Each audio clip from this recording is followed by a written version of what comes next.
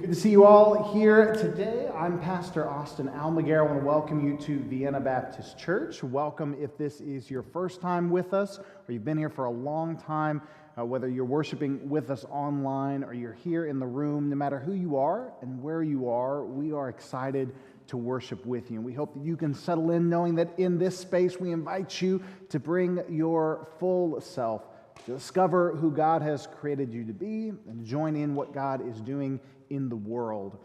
And so if you're a guest with us today, we are so glad that you're here. I encourage you, we'd love to get to know you better, and one of the best ways you can tell us a little bit about yourself is on the pew back in front of you. If you're here in the worship room, there is a white connections card. I encourage you to fill this card out. You can take it with you out into the foyer after service.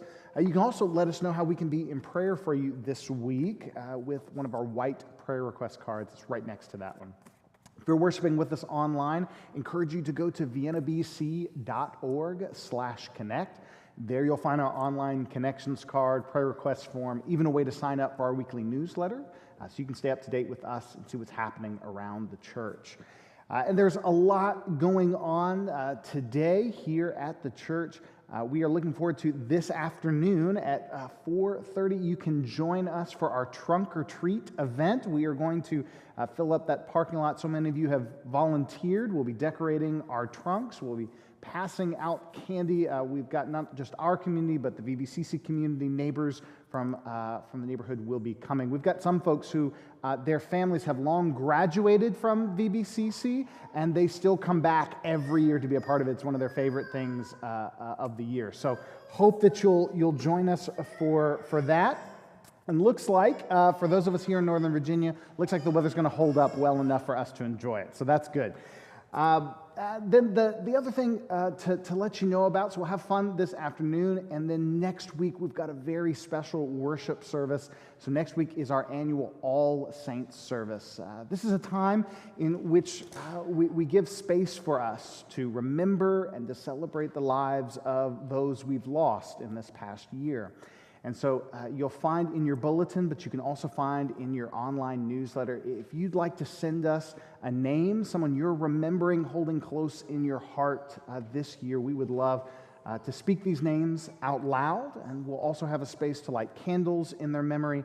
I know for our family, we've got a few people that we're bringing forward. So this is a special time of remembrance, always a beautiful and meaningful service. So I hope you'll make plans to join us and maybe invite someone that you know who could use that kind of healing and hopeful space. All right. Your bulletin is chock full of other opportunities. I won't go all the way through them, all the different ways we're trying to learn and to serve and to give and grow at VBC this week.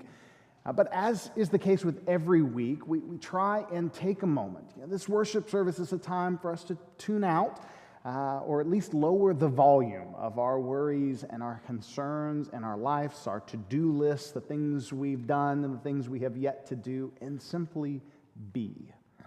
To settle into this space that we've created for ourselves, to encounter God's transformative Spirit, to be inspired to grow into the people God has created us to be, and to be challenged to leave from this space and join in God's mission in the world. And so it's in the spirit of praise, of worship, and mission. I'm going to invite you, will you join with us? Will you stand as you're able, or simply lift up your hearts? Join us as we go to God in prayer and praise.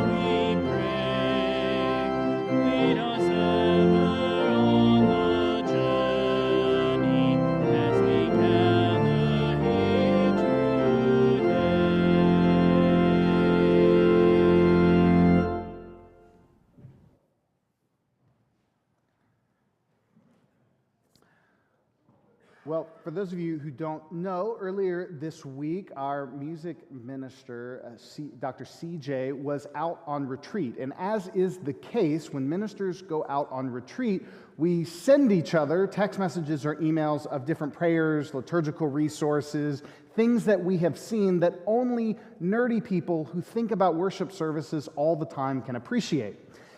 And thankfully, CJ sent me some of those that he found along the way at this retreat. And one of them was a prayer from the Casa del Sol Retreat Center. It's a variation of the Lord's Prayer. And it just read really lovely, and I really enjoyed it. I was grateful that CJ sent it with me. And so I want us to read it together.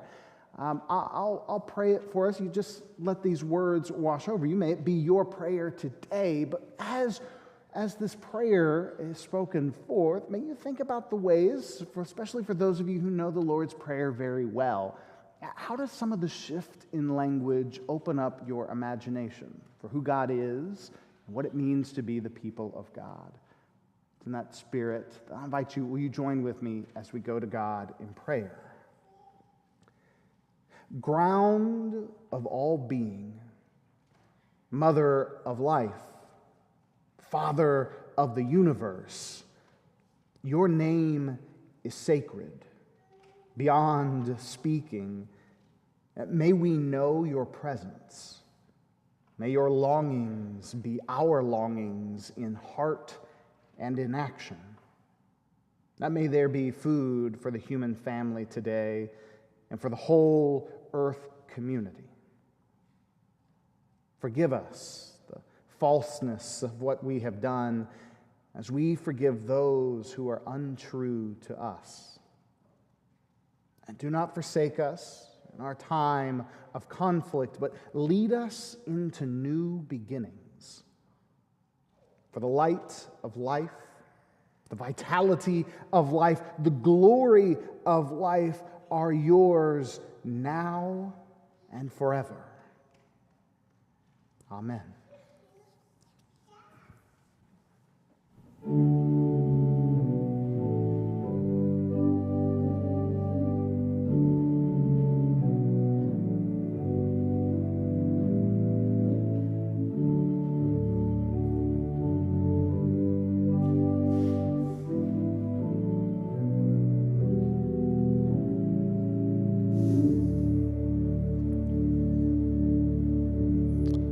Good morning, everyone.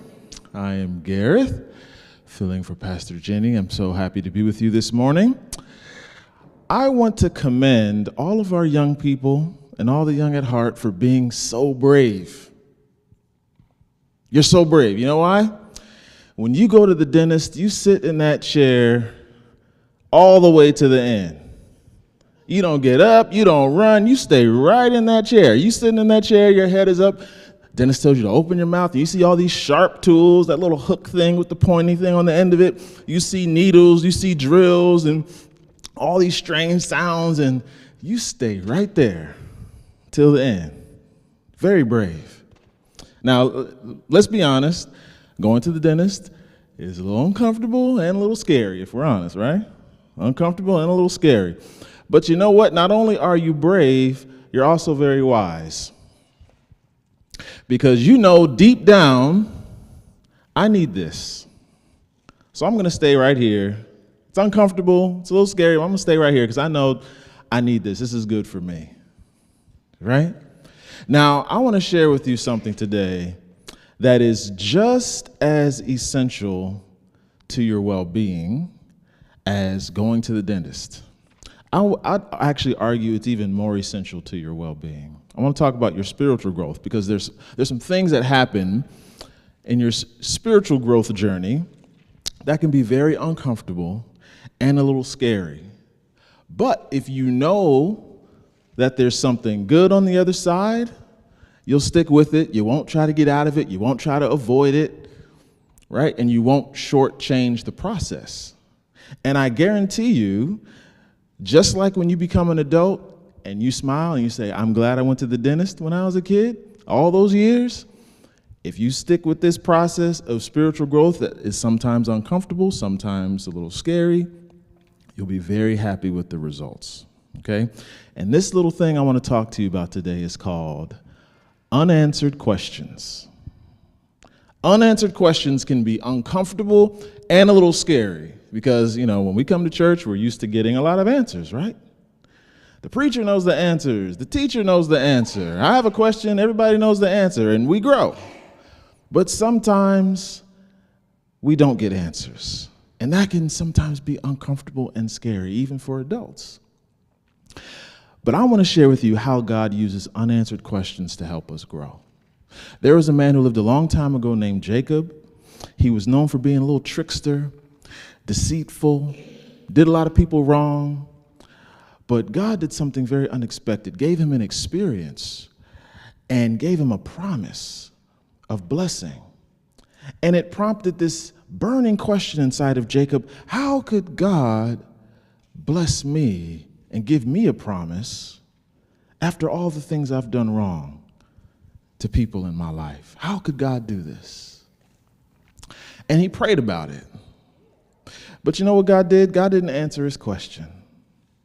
God literally made him wrestle with this question. There was this heavenly being that came to Jacob in the middle of the night and started wrestling him. And this was almost kind of an outward physical experience of what was going on in Jacob's heart and mind. He had to wrestle with this deep question about his feelings of unworthiness in the face of a God who wanted to bless him and give him a promise. And at the end of this wrestling match, Jacob still didn't have an answer to his question. But what he did have was transformation. And that transformation was signified by a new name that he was given, Israel, which literally means wrestles with God. So the one thing I want to drop in your mind today that I want you to remember is that sometimes it's what you don't know that helps you grow. Sometimes it's what you don't know that helps you grow. Unanswered questions have a way of humbling you, making you a better listener, opening your heart and your mind towards others who are different from you. It actually helps you become the person God needs you to be in the world, to show the world what God's love looks like. Unanswered questions have a funny way of making you a better person. It's uncomfortable, it's scary, but it's good for you if you stick with it. So, for Halloween, I want to challenge you to dress up as an unanswered question and go scare all the people who think they know everything. Ooh. God bless you.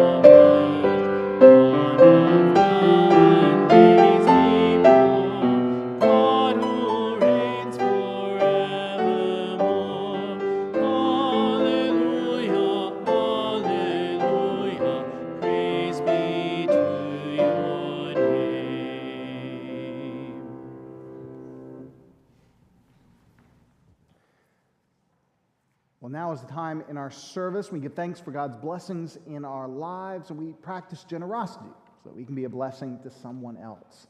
We give as a community of faith because we love God, because we believe that God has called us to this exciting mission of changing lives and transforming our community with the love of God.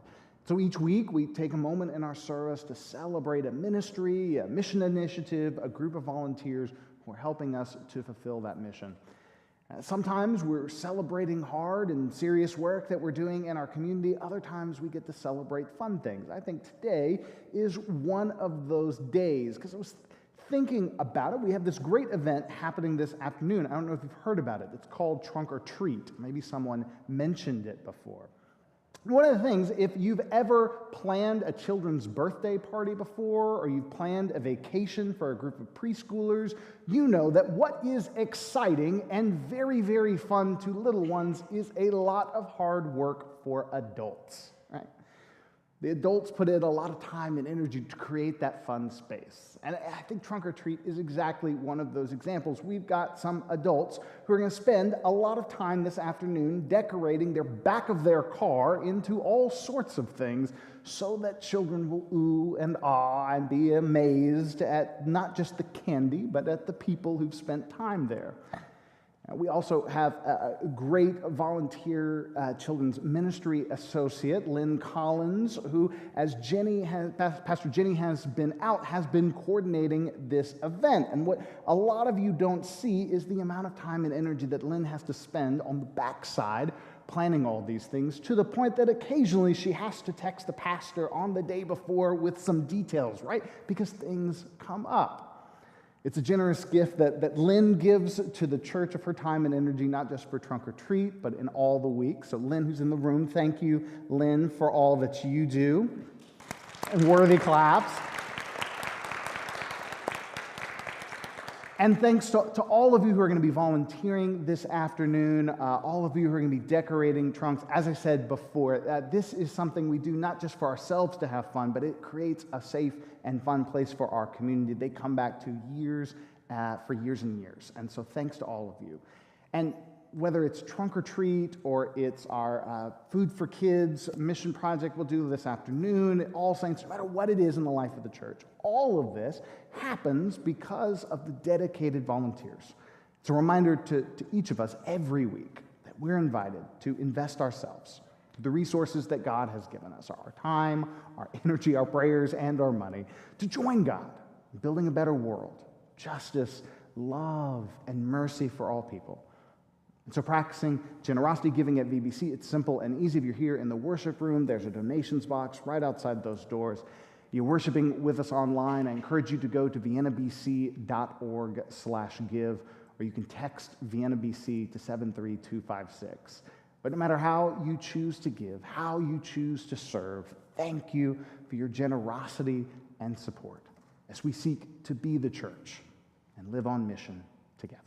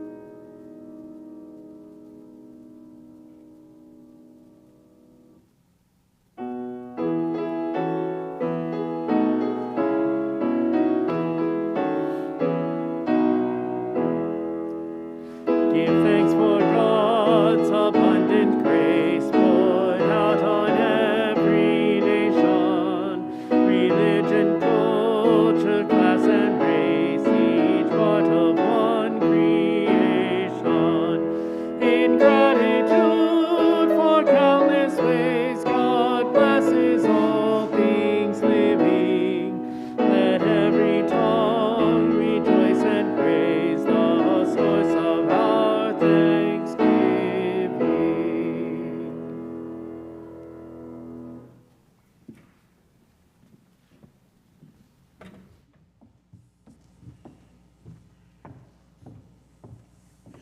Our reading today is from the book of Genesis, chapter 33. The same night he got up and took his 2 wives, his 2 maids, and his 11 children, and crossed the ford of the Jabbok. He took them and sent them across the stream, and likewise everything that he had. Jacob was left alone, and a man wrestled with him until daybreak. When the man saw that he did not prevail against Jacob, he struck him on the hip socket, and Jacob's hip was put out of joint as he wrestled with him. Then he said, "Let me go, for the day is breaking." But Jacob said, "I will not let you go unless you bless me." So he said to him, "What is your name?" And he said, "Jacob." Then the man said, "You shall no longer be called Jacob, but Israel, for you have striven with God and with humans and have prevailed." Then Jacob asked him, "Please tell me your name." But he said, "Why is it that you ask my name?" And there he blessed him. So Jacob called the place Peniel, saying, "For I have seen the face of God face to face, and yet my life is preserved." So the sun rose upon him as he passed Peniel, limping because of his hip. The word of God for the people of God. Thanks be to God.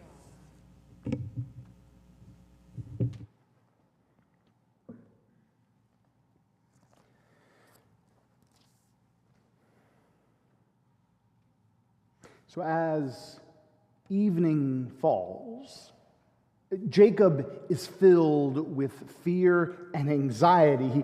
He stays awake outside his tent. He's staring blankly into the embers of a dying campfire.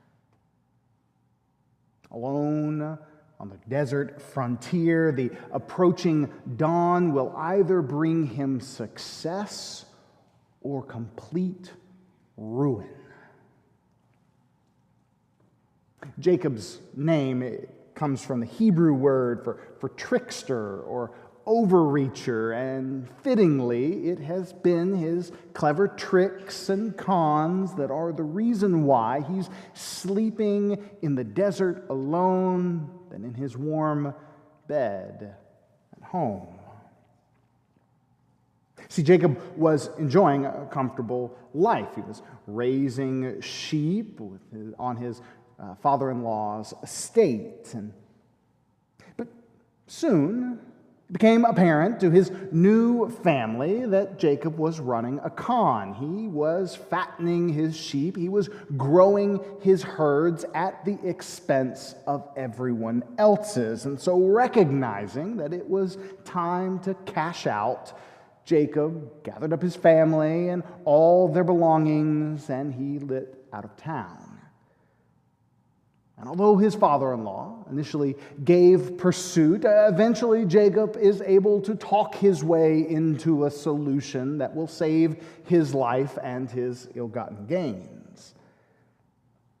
The only problem is that part of the deal is that Jacob can never return to his father-in-law's estate.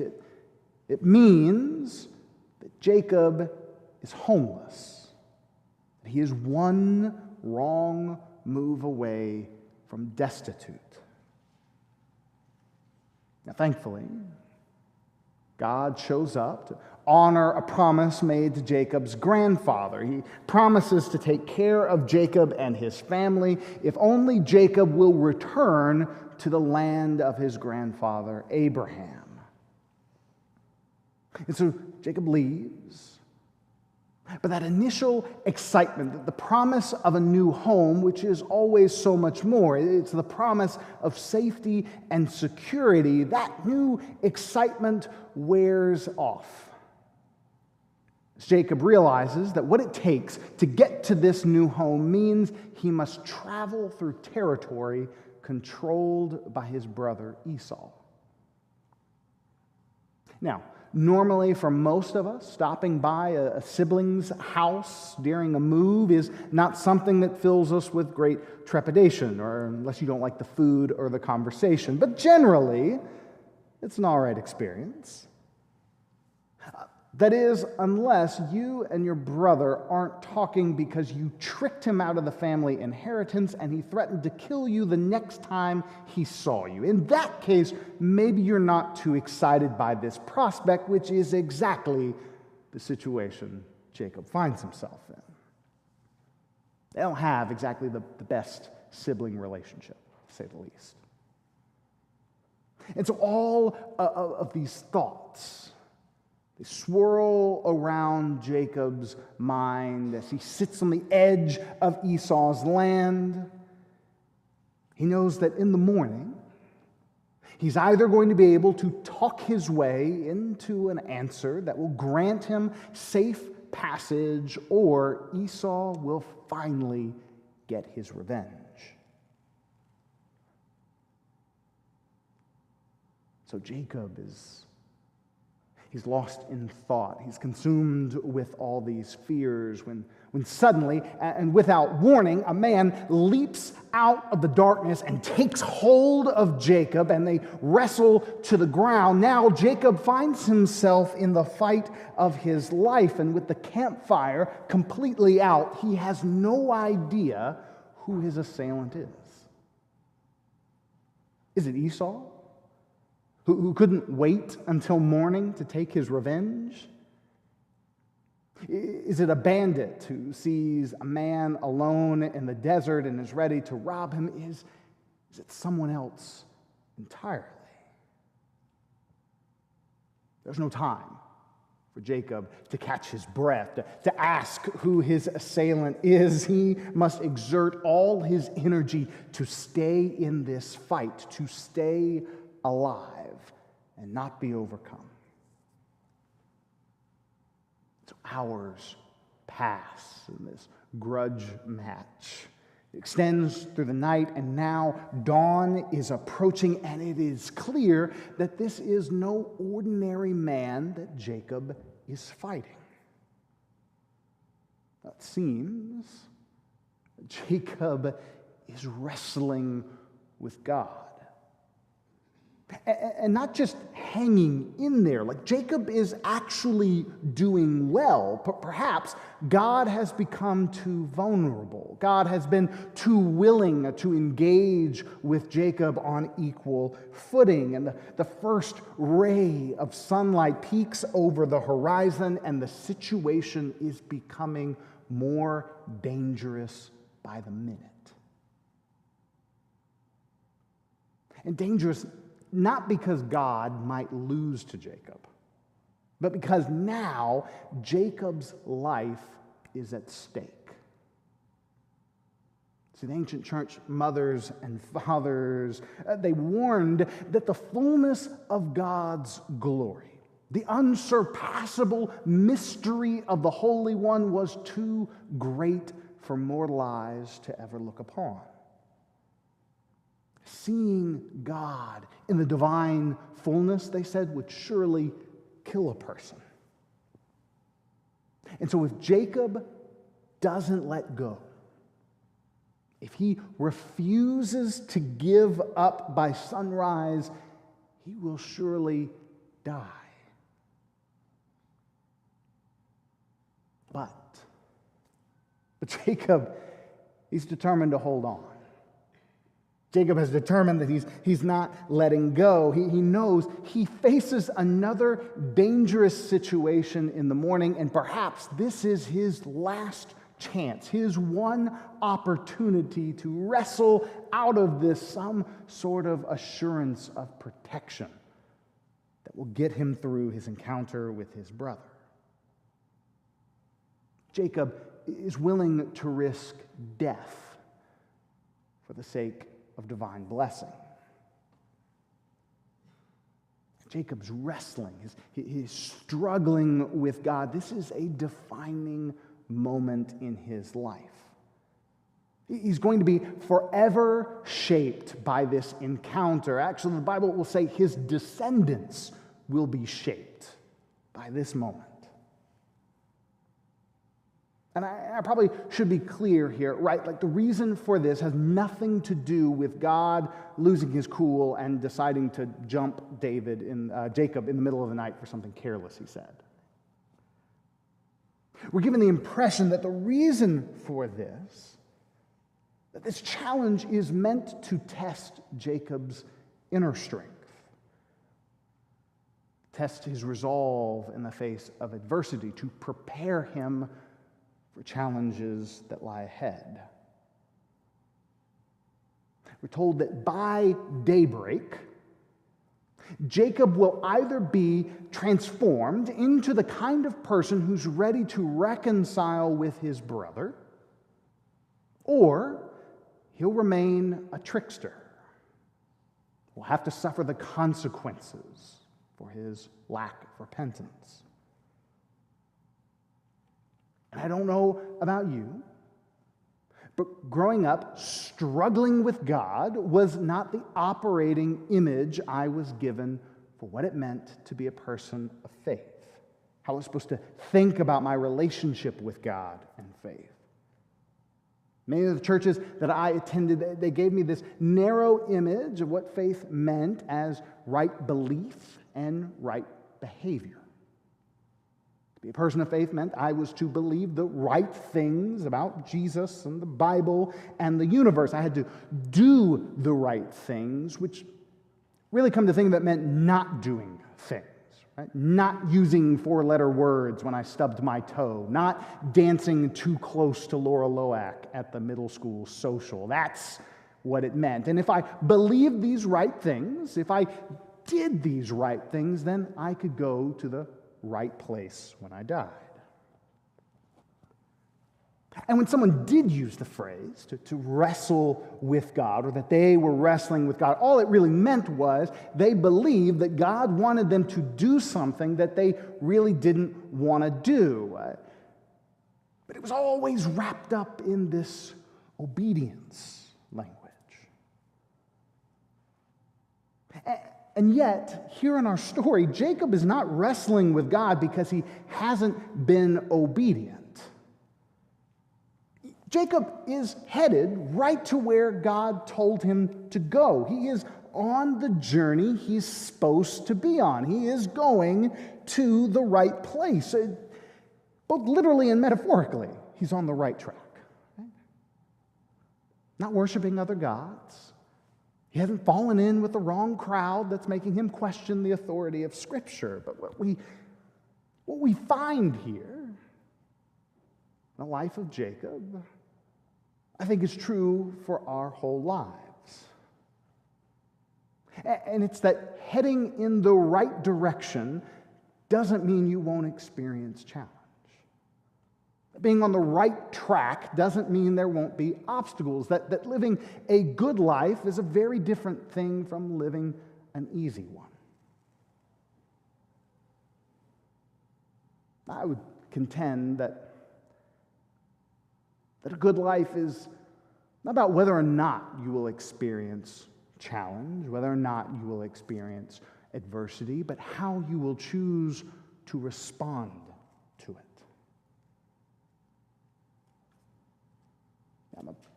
I'm officiating a wedding coming up, and so I'm thinking about healthy marriages and relationships and the kind of advice I'm going to give to this couple as they begin this journey together. And whenever I lead premarital sessions for couples, I always tell them that a healthy marriage is not determined by the absence of conflict. It's not a healthy marriage if you never have a fight, you never have a disagreement, you're always in lockstep with one another. It's not about nothing ever going wrong. Because in reality, Strong and healthy marriages are built through healthy responses to conflict and adversity, two people choosing together how they can respond. So in every argument or issue, large or small, you have a choice. You can try to avoid the issue. You can bottle up those emotions, or maybe you can do the opposite. You can give into them and you can lash out with hurt and disappointment and pain. And when we do these things, we choose this way to run or to lash out, then over time we build up walls of resentment, disappointment, rifts that can even lead to breakups. It's one choice.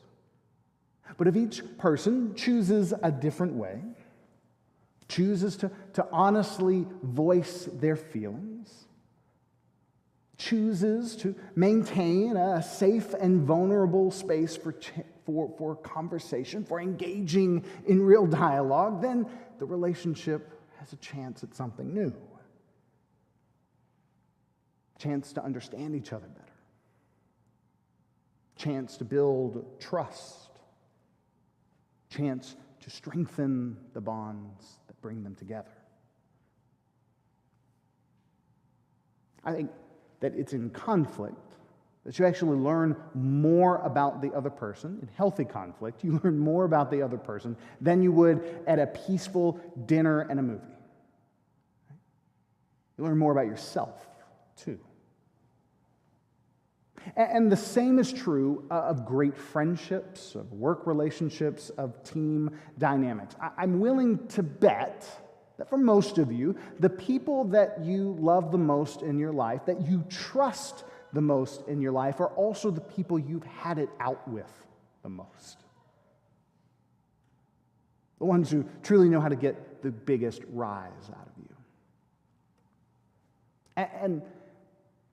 And relationships are formed in that. And I'm not talking about people who like to argue for the sake of arguing, or people who like to argue about things that ultimately don't matter. I'm talking about the people who want to say how I'm living or how this relationship is and how I want it to be are not aligned. How my deepest core values are calling me to live is not being expressed here, and I want to see if we can close that gap together.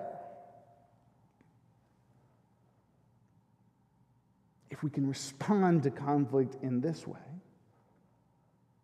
we can grow deeper connection, deeper commitment. A relationship that has experienced positive change through the encounter of adversity is healthier for it. I think our lives of faith are the same way. I mean, what's a moment in your life that you've had to dig down deeper into what it meant to be a person of faith? That the very simple answers and superficial solutions were not sufficient for what you were going through. What's a situation that caused you to dig deeper in your heart? Draw closer to God. You experienced healing and wholeness on the other side, but getting through it was a challenge.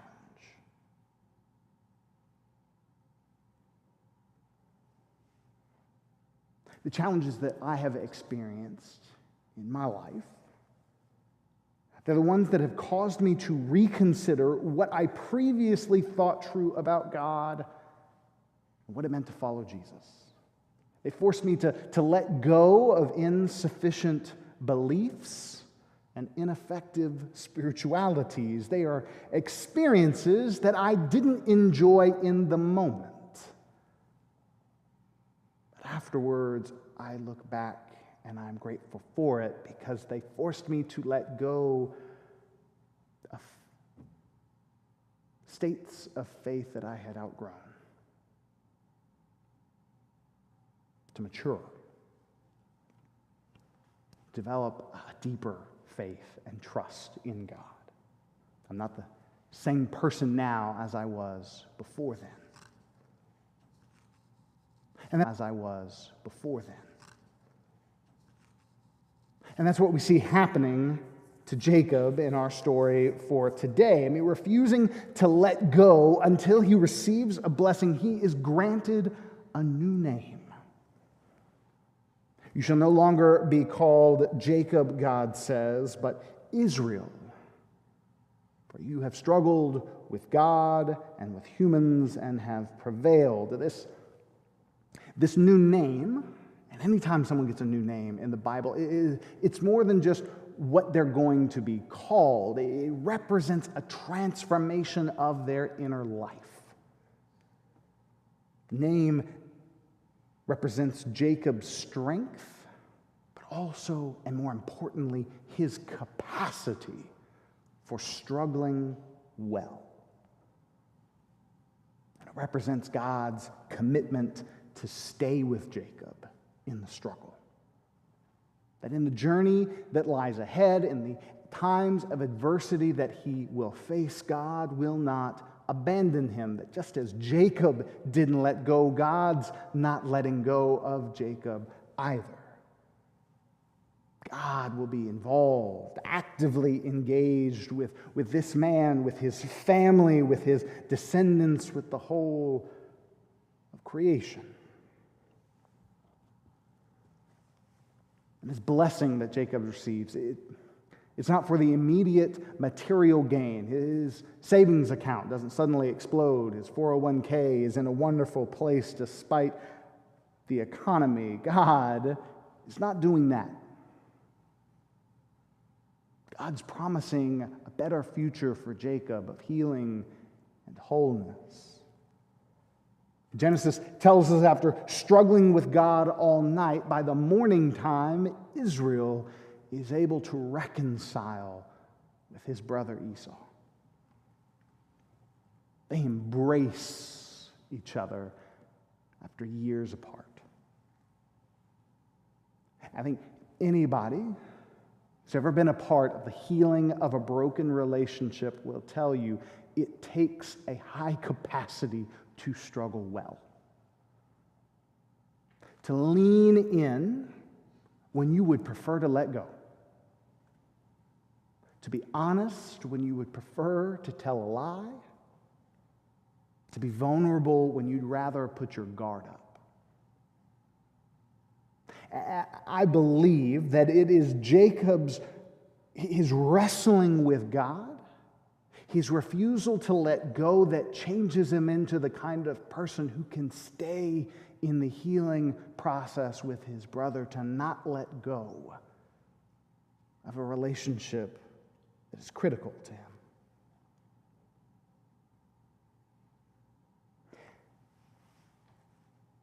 And so I wonder today,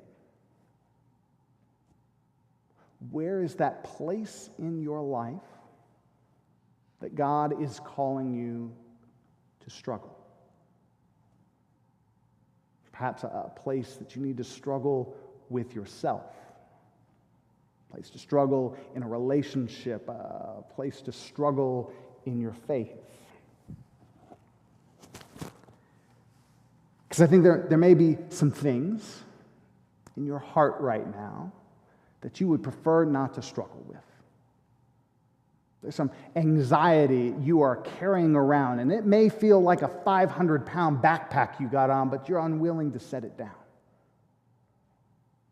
There's some bitterness that you're holding on to. Your hands, they're aching from clutching this, but you just can't seem to let it go. There's anger. It's like a hot coal that you're holding on to. It's burning your hand. You can choose to bottle it up. You can choose to try and avoid it. But all that will do is let it rule you even more. So how might you wrestle with it well? Maybe there's a relationship that you you prefer to cut off from. Perhaps the invitation is to work for healing. Someone has hurt you, someone has wronged you. You love to storm off in anger like they do in the movies, walk off in that self-righteous anger, put that person in the dust. Here's the thing about that, though. We think we're walking away, but we're just carrying it with us wherever we go. And what we think has been buried deep, it leaks out in other places. I'm going to tell you today the little-known secret we don't like to admit, that harboring anger, resentment, a lack of forgiveness to somebody else, it's like taking moldy food and putting it under the sink. You may not be able to see it, but believe me, the rest of us can smell it. It'd be better if you just took out the trash. What is not wrestled with cannot be healed. What you don't wrestle with can't be healed. And know that you're not called to wrestle alone. If you're going through something right now, you're in that dark night of the soul, wrestling with yourself, wrestling with someone, wrestling with God, reach out. Reach out to a pastor, reach out to a deacon, reach out to a friend, reach out to a therapist. Reach out to the people who will help you to wrestle well. Because wrestling well means that you emerge from that healed and ready for a new beginning, not just with more bruises. Who's going to help you heal? Who's going to help you stay engaged with what needs to be struggled with so that you can experience the blessing that God has for you on the other side? And know that in all of this, God promises to be with you in the struggle, to actively engage in your life, to be committed to your healing and to your flourishing. And may we be people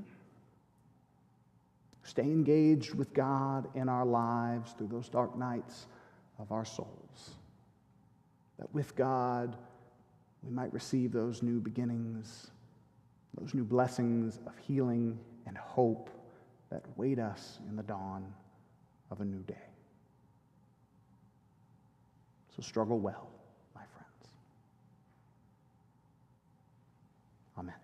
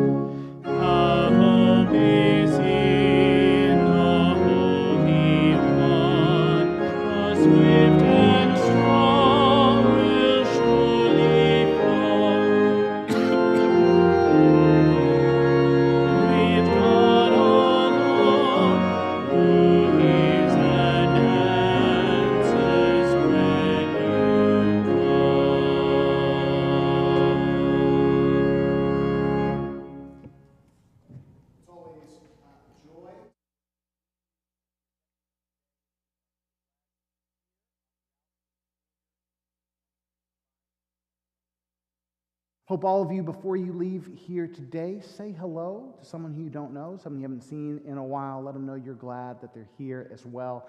If you're in the worship room, our fantastic mission leaders, Emily and Grace Miller, have been setting up a table. We're going to be setting up for Bags of Love, packing the food that we'll be delivering to Marshall Road later this week. We would love to have your help on that assembly line. And also, Lynn Collins will be here out. We're looking for a few folks to help us just a little bit with some prep work for Trunk or Treat. So if you're willing to help, find her as well. So some great ways to help us in the aftermath. If you're looking for easy ways to support the mission of the church, man, we've got you today, right? Instant help you can offer. As I said, next week will be All Saints service. It's going to be a beautiful day of hope and remembrance and celebration of life. So whether it's through your newsletter or through the slips in your bulletin, let us know how we can remember and celebrate life with you this week. Well, in all the ways that we travel together, till we see each other again, may you receive now this parting blessing. You go in peace. As you go, may you know that God travels with you. That in every struggle, every wrestling in your life, God is there. That while you might not be able to choose how others respond, may you choose to wrestle well, with honesty, with love, with kindness, and with hope. And may that choosing to struggle well with God and with others lead you to new beginnings and new hope. Amen.